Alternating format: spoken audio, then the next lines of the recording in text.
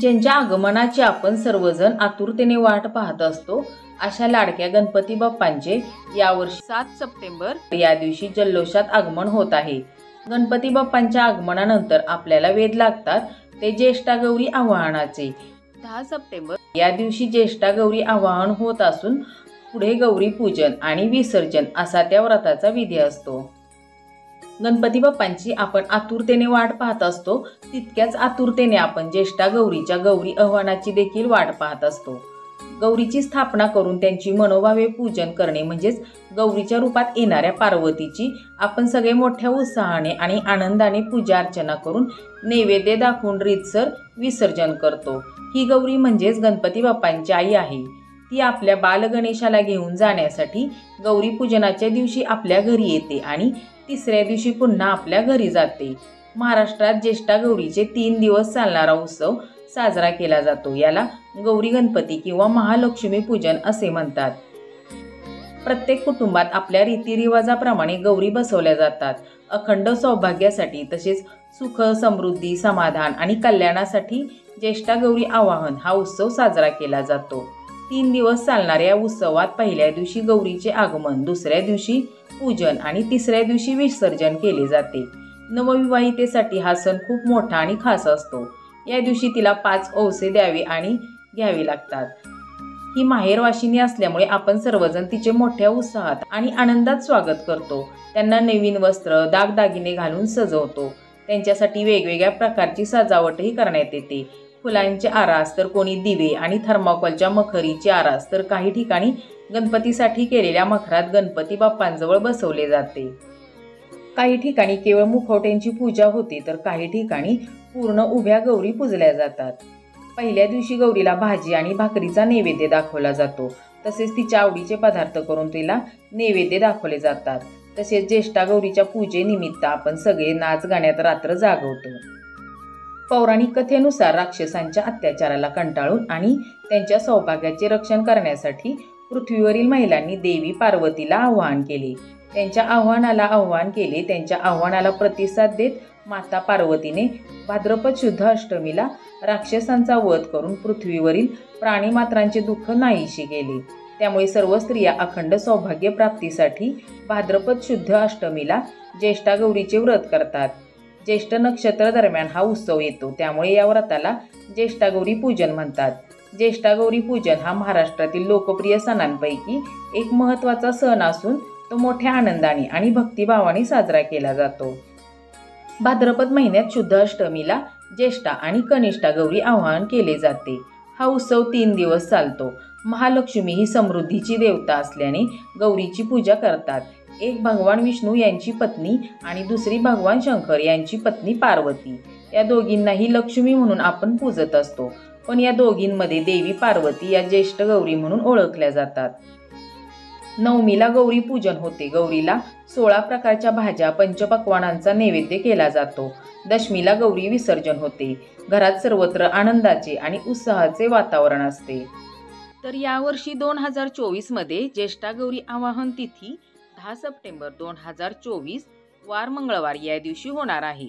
अनुराधा नक्षत्र प्रारंभ 9 सप्टेंबर 2024 संध्याकाळी 6:04 सुरू होत आहे आणि त्यानंतर दुसऱ्या दिवशी म्हणजेच 10 सप्टेंबर या दिवशी रात्री 8:03 संपत आहे।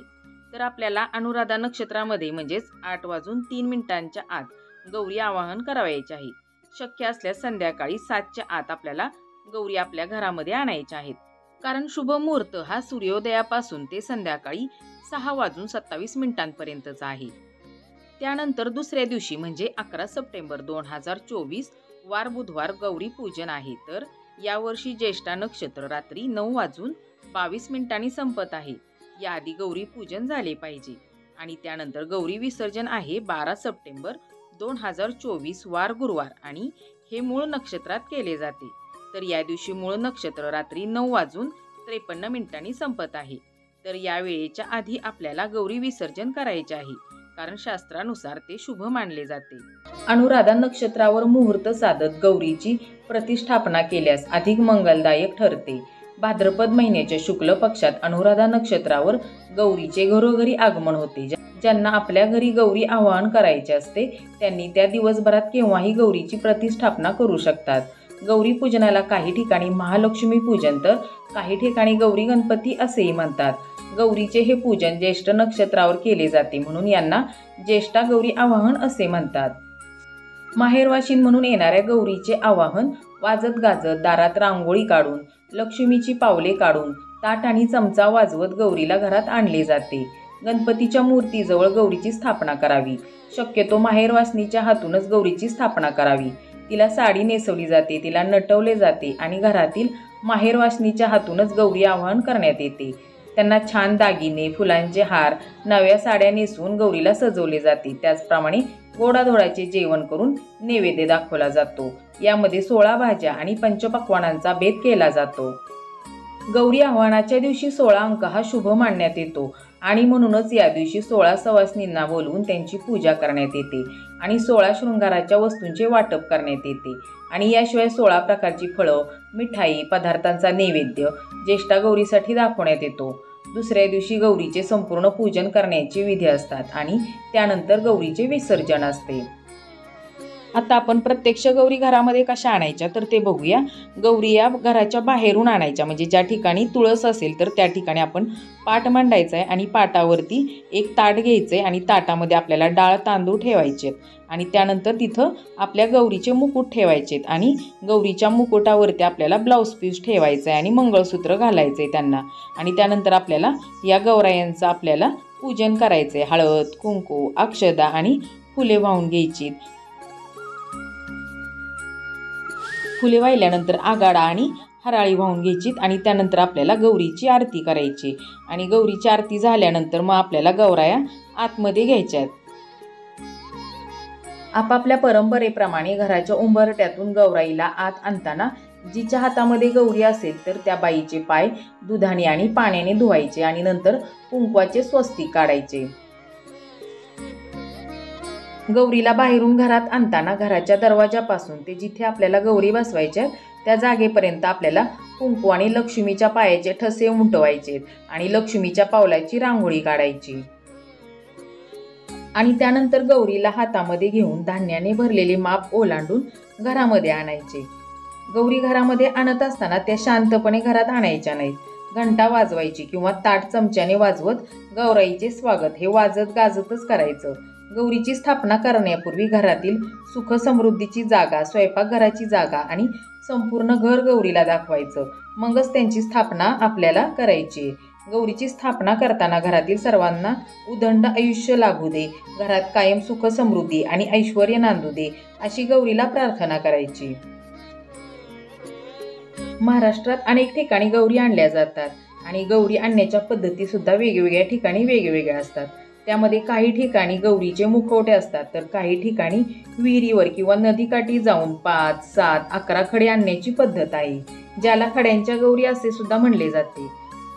घराच्या बाहेर गौरीचं पूजन झाल्यानंतर आपल्याला गौरी घरामध्ये आत घेत असताना उंबरट्याजवळ धान्याने भरलेलं माप ठेवायचं आणि ते माप ओलांडून नंतरच आपल्याला गौरीला घरामध्ये घ्यायचंय आणि घरामध्ये घेत असताना आपल्याला असं म्हणायचंय, जिनं हातामध्ये गौरी घेतलेल्या आहेत तर तिला विचारलं जातं की गौरी कशाच्या पावलाने आलेल्या आहेत.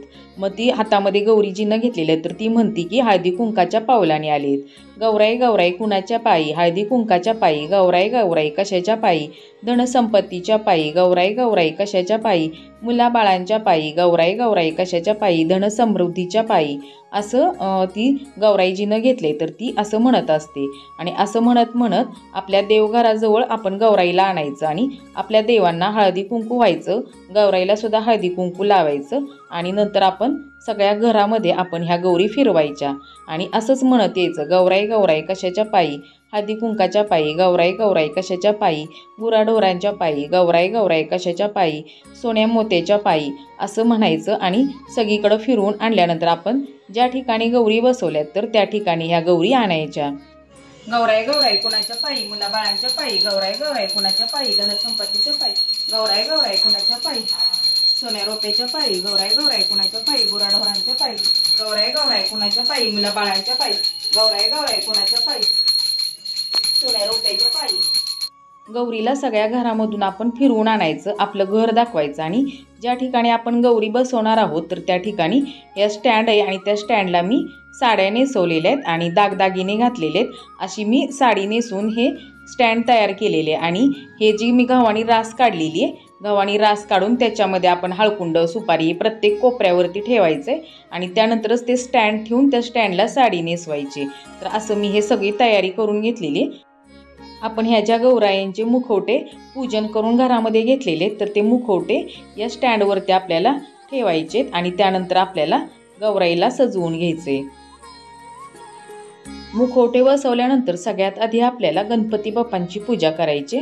तर त्यासाठी मी आधी अक्षदा खाली वाहून घेतलेल्या आहेत आणि त्यानंतर त्याच्यावरती सुपारी ठेवलेली आणि नंतर आपण गणपती बाप्पांना हळद, कुंकू, अक्षदा, फुले, आगाडा, हराळी हे सगळं वाहून गणपती बाप्पांची स्थापना करायची. गणपती बाप्पांची पूजा झाल्यानंतर नैवेद्य दाखवायचा आणि नंतर आपल्याला गौरीला सुद्धा हळद, कुंकू, अक्षदा, फुले, आगाडा, हराळी हे सगळं वाहून घ्यायचे आणि नंतर आपल्याला या दोन्ही गौरायांना ओटी भरायची. तर त्यासाठी मी हे खण घेतलेला आहे आणि नारळ घेतलेला आहे आणि हे जे आपण मगाशी गौरी आणताना डाळ आणि तांदूळ घेतलेले तर त्यांनीच आपल्याला गौरीची ओटी भरायची. तर आता आपण आणि हा पानाचा विडा घेतलेला आहे, 2 पानं घेतलेली आहेत विड्याची आणि त्याच्यावरती हळकुंड 1, सुपारी, खारी, खोबरं हे सगळं एक घेतलेलं आहे. आणि आता आपण खणा नारळाने गौराईची ओटी भरायची. तर ओटी भरताना मी हा खण नारळ घेतलेला आहे आणि तो गौराईंच्या पुढं ठेवलेला आहे.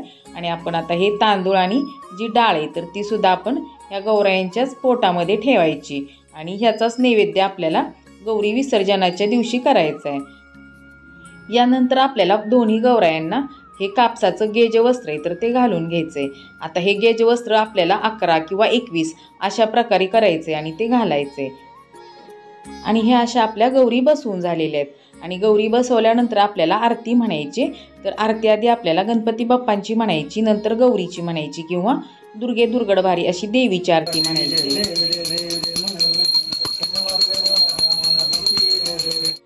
गौरीची आरती झाल्यानंतर संध्याकाळी आपल्याला गौरीला भाजी आणि भाकरीचा नैवेद्य दाखवायचा. गौरी बसवण्याच्या पद्धती ह्या वेगवेगळ्या ठिकाणी वेगवेगळ्या प्रकारच्या असतात, पण आमच्याकडे ज्या पद्धतीने गौरी बसवल्या जातात तर त्या पद्धतीने मी तुम्हाला दाखवले. तर आजचा व्हिडिओ तुम्हाला कसा वाटला ते कमेंट करून नक्की सांगा आणि व्हिडिओ आवडला असेल तर लाईक करा. तसेच हा व्हिडिओ तुमच्या मैत्रिणींबरोबर शेअर करा आणि असेच नवनवीन व्हिडिओ पाहण्यासाठी चॅनलला सबस्क्राईब करा. व्हिडिओ पाहिलात त्याबद्दल तुम्हा सगळ्यांचे आभार. पुन्हा भेटूया गौरी विसर्जनाच्या दिवशी दोरे कसे घ्यायचे या व्हिडिओमध्ये. तोपर्यंत नमस्कार.